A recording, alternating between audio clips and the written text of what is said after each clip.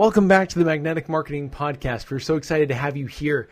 Today, we get to speak with Dan Kennedy and Lee Milteer as we talk more about this idea of the phenomenon.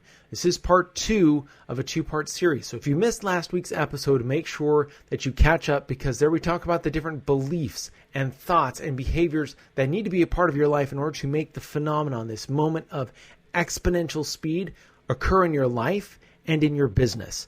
And today we're going to be talking about the things that are going to be holding that back. What are the things that, even if you get all the things aligned right, are still going to put on the brakes while you're trying to tear down the runway and make a difference and really launch your business into the stratosphere? What are those things that will act like a parachute while you are trying to accelerate? Let's listen in. I don't think there's anybody that has had a bigger impact in the field of direct response than Dan Kennedy. The legend of Dan Kennedy should be ignored at your own peril. They're not really lessons, they're kind of laws that you live by. Dan opened my eyes to what small business marketing looks like. Dan teaches strategic direct response that is timeless. His ripple effect touches people who don't even know his name. The world as we know it was changed because Dan Kennedy became obsessed with marketing. Welcome to the Magnetic Marketing Podcast with your host, Dan Kennedy. Okay. One of the problems I think many business owners have is, one, they don't understand or know how to value their hourly time. And 2, they don't value themselves for their time. So share with us how to deal with these problems. Well, in concert with what we've just said about the virtue of work, there is the issue of leverage. And you will not accomplish more in 12 months than in the previous 12 years purely by working harder, longer, faster. That multiple is generally not achievable purely through that. So leverage is required. So then you have to think about what you have that is leverageable. Now that's important, because what most people spend their time thinking about is what they lack, what they don't have. But you have to think about what you have that is leverageable.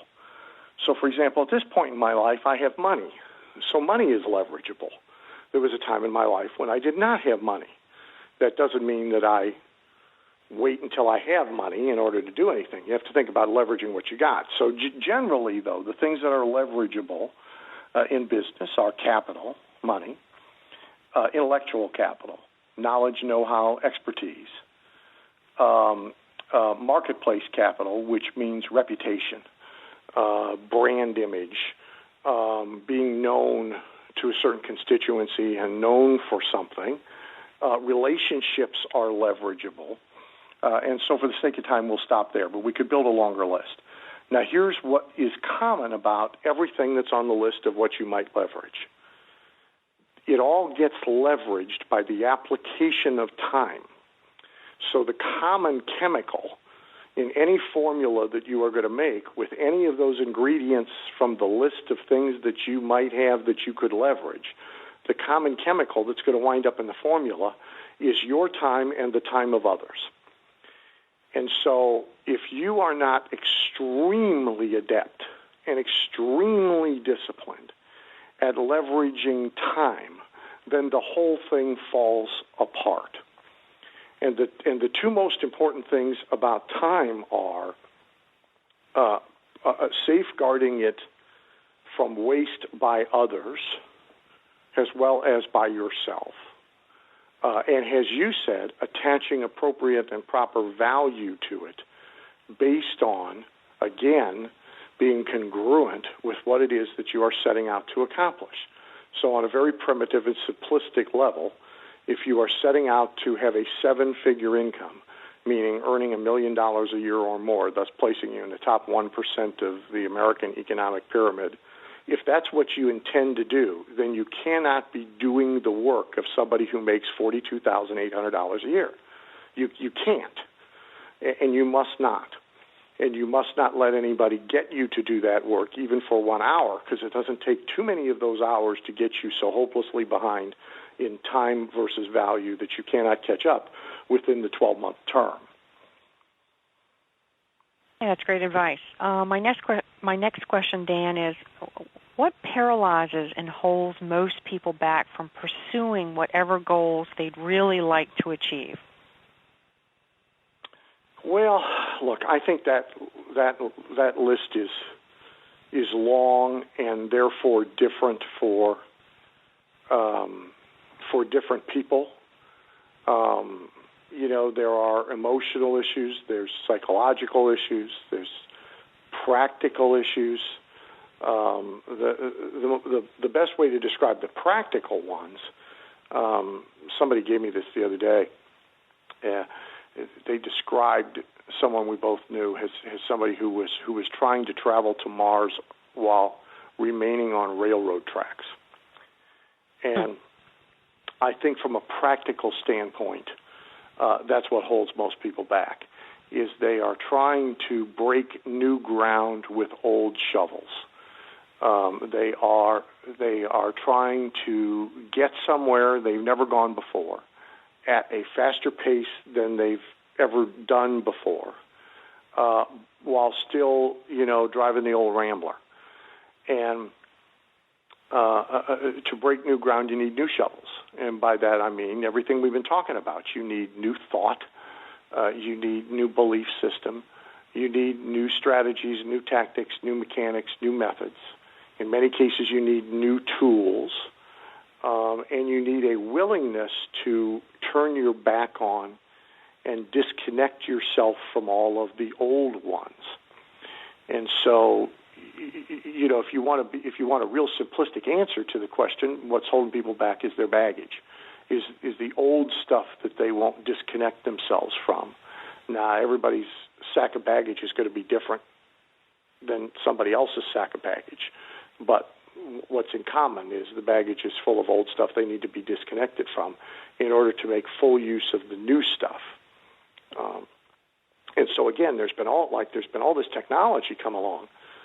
So my first phenomenon experience occurred, and this is horrific and frightening to 30-year-olds. I mean, my first phenomenon experience occurred before there was an internet. Al Gore was still busy inventing it, and so we didn't have instant. We didn't have email. The fastest thing we had was FedEx. I mean, that was fast. And so now all of this technology has come along that has sped up the mechanics of doing things, but I believe it's Stephen King made the comment that just because you have the nicest word processor in the room doesn't make you a great writer. And so the tools are of no use to the person who is still dragging around with them antiquated Edsel thoughts and beliefs and business practices, still conforming to norms and rules and premises and preconceptions that were there before the tools. So, for example, there's an enormous number of people who limit themselves geographically. And so they believe they have a local business, when today local is global. The computer makes it so.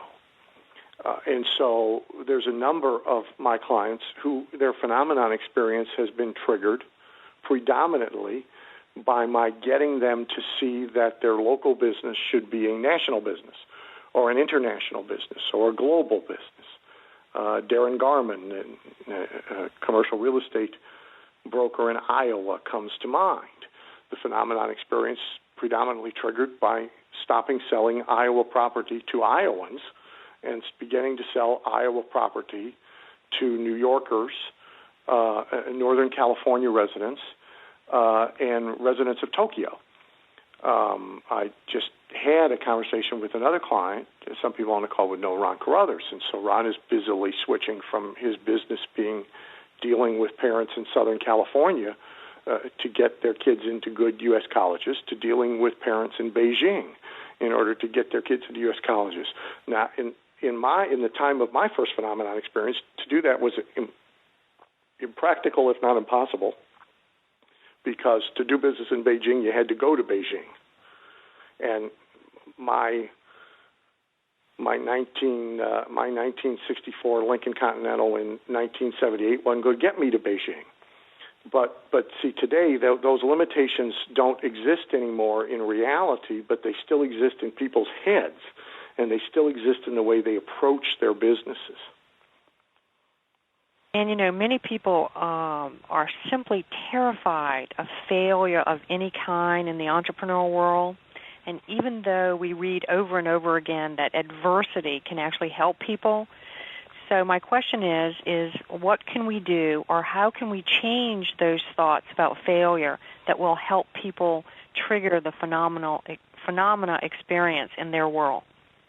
Well, certainly something that helps the phenomenon is, you're right, is a reduction, if not an absence, of fear of failure. And and also, the person I think who is at greatest risk in life is the person who has had nonstop ascension from their start in business life to current great success without a failure or failures along the way.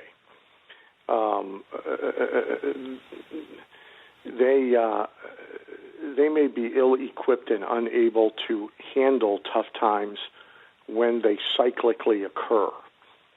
But I think the most important thing that you learn about failure through failure, and that you can learn to a great extent synthetically through, again, exhaustive and extensive study of models of successful people who have been failures. Walt Disney said that any biography of Walt Disney should begin with the sentence, "And the first time he almost went bankrupt." Meaning that there were successive times as well, which there were, to some extent synthetically and to some extent perhaps only experientially. What you learn about failure is that it has most of its power from its psychological and emotional effects, not from its reality. Because the reality of failure, isolated from psychological and emotional aspects, tends to be very brief and far less severe than what you would anticipate about it before going through it. And so like the first time, and I say first time because I had it happen twice, the first time that I had a car repossessed, which now the exact date escapes me, but it would have been in the early 1970s. At the time I thought, life on this planet would now be over. You would forever for the rest of, we weren't talking about credit scores then, but, forever in the rest of your life, you would have a credit score of -2. You would never be able to get an automobile again. Somehow when you passed through a crowd, everyone knew you had had a car repossessed just by the smell coming off of you, et cetera. And of course, it turns out that it's like no big deal. In fact, 28 hours later, I leased a new car. And then, if you go bankrupt, which is a commonality in a really surprising number of multimillionaires, if you go bankrupt, you have the same experience about that. And it is a much more severe failure than just losing a car. But again, you think, life on this planet's over and everybody knows and you'll never recover and yada, yada, yada. And in reality, it has little, if no, practical impact. It has enormous emotional and psychological impact if you permit it. And so, and again, the clock will not permit me, but certainly if we wanted to wander down memory lane from first failure to most recent failure of mine, we need a lot more than 90 minutes. And I'm not all that anxious to make the entire trip, but the point of each stop along the way would be the same, that the reality of it is very short-lived. It's far less important to other people than we think it is, and it really has power only emotionally and psychologically to the degree that we permit it. And then further, the final point about it would be the Napoleon Hill, which you alluded to, in every adversity lies opportunity, however it is that you wish to say that quote.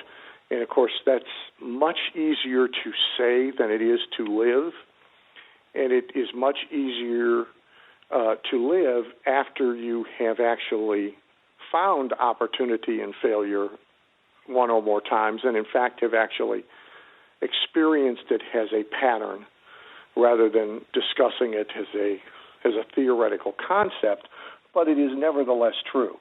And in fact, a fair number of people have their phenomenon, especially their first phenomenon experience, their first in 12 months experience, ironically, they have it triggered under the duress of enormous adversity. On the DVD you mentioned at the top of the call, now I think there's 23 people profiled, and I think 4, maybe 5, maybe 6, all have had their phenomenon experiences triggered by enormous adversity. One talks about the near bankrupting impact on their business of the Twin Towers attack on 9/11. Each one has a different adverse experience or adverse set of circumstances. But for many people, that actually is a major trigger of the phenomenon, is the arising of the opportunity out of the adversity. I always find it odd when people are intolerant of others who have a failure and are quick to judge them. Dr. Maxwell Maltz in Psychocybernetics, again, something I found when I was very young, very fortunate to find it. One of Max's key statements is, "You are not your mistakes."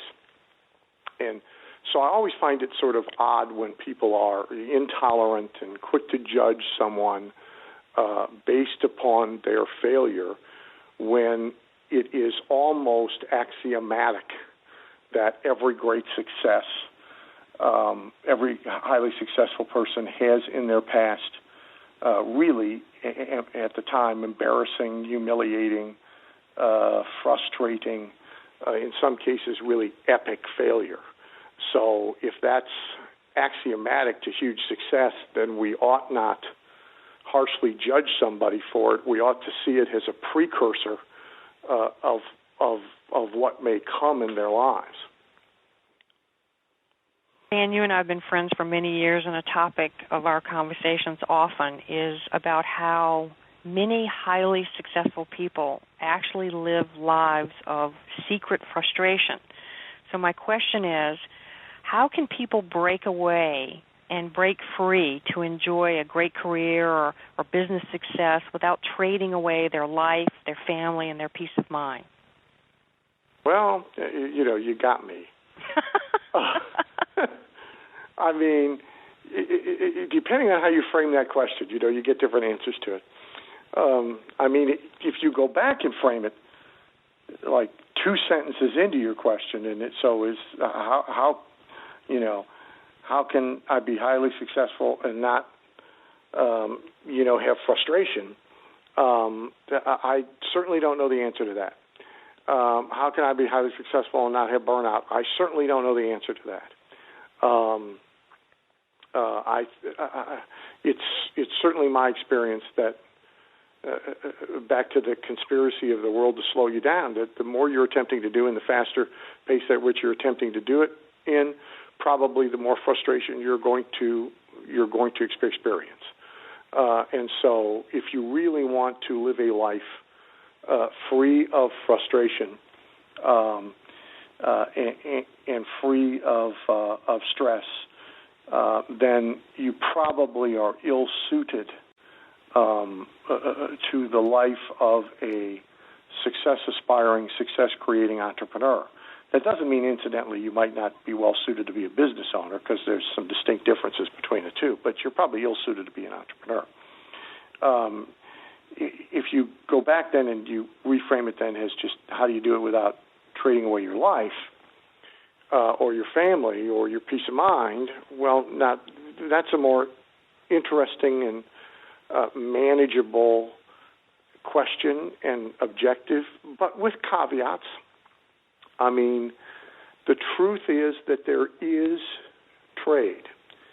And, I remember seeing Dave Thomas's daughter interviewed, the founder of Wendy's, and he was asked how Dave was as a father. And she said, he's a great father. And she said several good things about him. And they said, and then the interviewer asked, well, did he make it to a lot of your school plays and school functions? And she laughed and said, I don't even think he could have found his way to my school, let alone make it to any of the functions.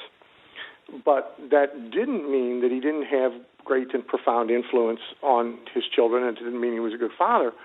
It just means that he couldn't be there at the school play. And so, there's different ways to achieve balance. And there is trade-off. And I think there's trade-off of personal life, there's trade-off of family life, and there's even trade-off of peace of mind. Napoleon Hill, who you referenced, if somebody, a lot of people have read Think and Grow Rich, not nearly as many people have read the last book he wrote called Grow Rich with Peace of Mind. And I reread it once a year to try and keep myself working on this part of the puzzle, that we're talking about right now. And Hill said that it got to the point in his life when he couldn't have a telephone because he was pursued and every call was a request for something, and he could not have peace of mind if he even had a phone and let people get to him. I just read the other day that a big trend in major corporations now is email-free Fridays, which, by the way, as you might imagine, I find amusing. I do. Since I've been telling people to disconnect that thing for a while. So now the big companies are declaring email-free Fridays. And so on Friday, their employees cannot take, check, or send email so that there can actually be one productive day in the entire week. And it made me think of Napoleon Hill, taking the phone out of his house. So most people are simply not willing to do any of that.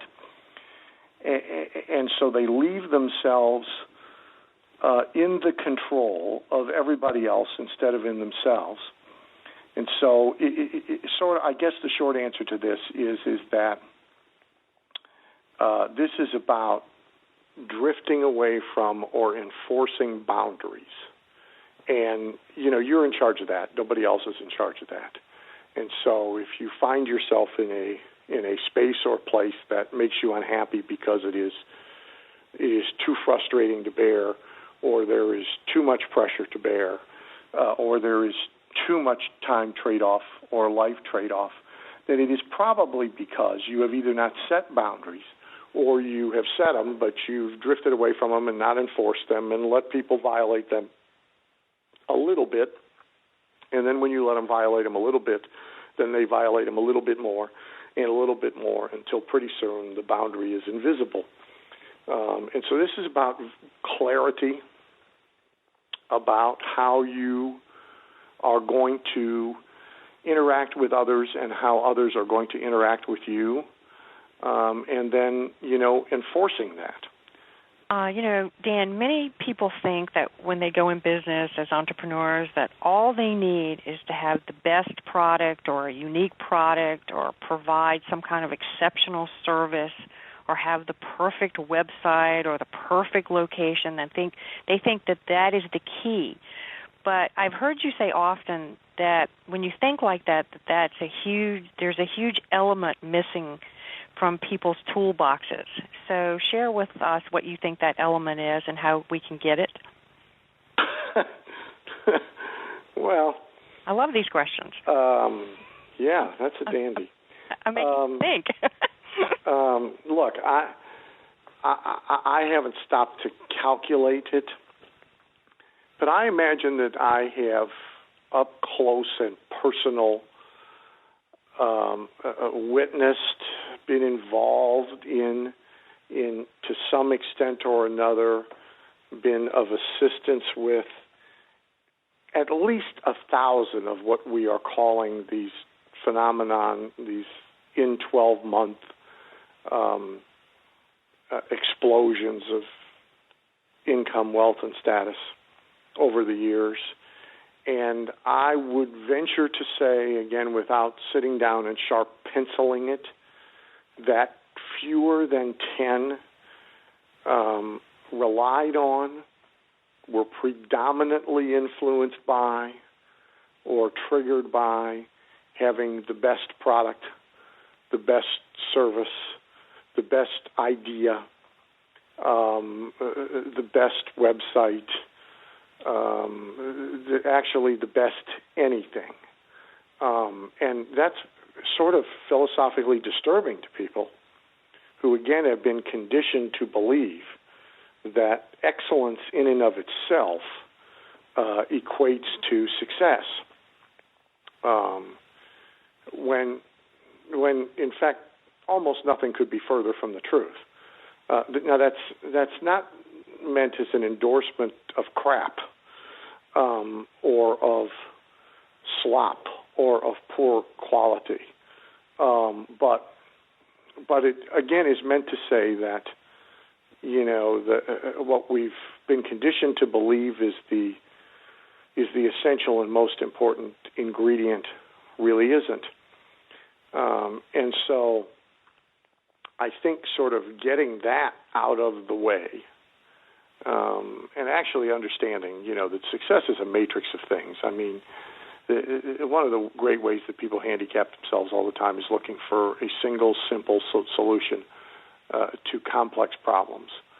And the truth of the matter is, as much as we would like such a thing in any category, health, wealth, relationship, child rearing, whatever, it does not exist.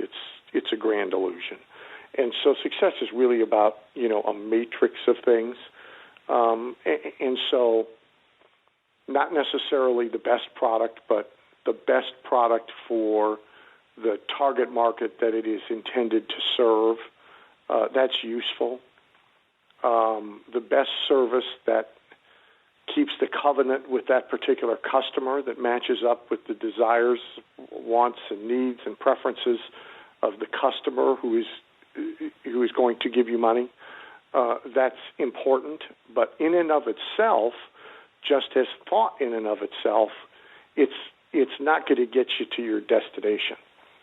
And so instead, focusing on what is the matrix of things that are going to create this particular success that I want to have.